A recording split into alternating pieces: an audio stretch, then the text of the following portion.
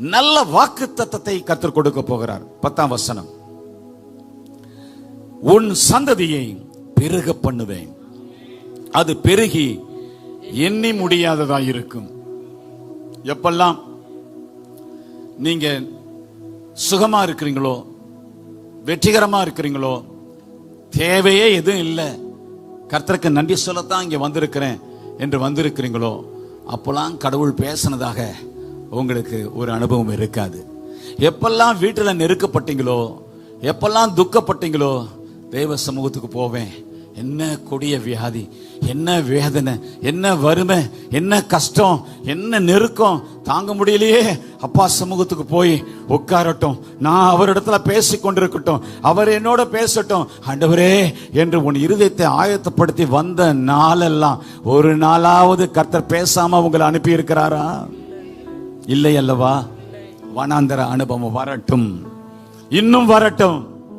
அதைத்தான் பவுல் சொல்லுகிறார், என்னுடைய உபத்திரவங்களிலும் நான் மகிழ்ச்சி அடைகிறேன், என்னுடைய நெருக்கங்களிலும் நான் மகிழ்ச்சி அடைகிறேன். அன்பு சகோதரி சாராள் நவரோஜி அவர்கள் பாடுகிறார்கள், துன்பங்கள் என்னை உம்மண்டையில் சேர்க்கும், இன்னும் நீதியின் பாடுகள் தாரும். ஆமென். துன்பங்கள் என்னை எங்க கொண்டு போய் சேர்க்கும்? இன்னும் மண்டையில் சேர்க்கும். ஆமென். எங்கே போவோம்? யாரிடத்துல போவோம்? எங்கே விடுதலை உண்டு? இங்கே தானே விடுதலை உண்டு. அவரிடத்தில் தானே நிரந்தர விடுதலை உண்டு. அவர் தானே நம்மை நன்றாய் அறிந்திருக்கிறார். அவர் ஒருத்தர் தானே இதுவரையிலும் கைவிடல. இன்றைக்கும் இந்த அனுபவத்திலையும் நம்மை அவர் கைவிட போகிறதில்லை.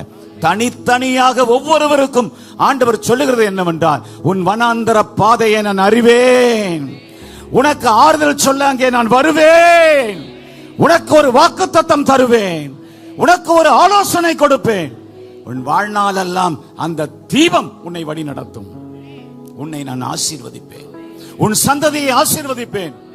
உன்னை நீ ஆசீர்வதிக்கப்படுகிறதை பார்த்து வயிறறிந்தவர்கள் உன்னை துரத்தி விடலாம், உன்னை வெறுத்து விடலாம், உனக்கு தீங்கு செய்யலாம், உன்னை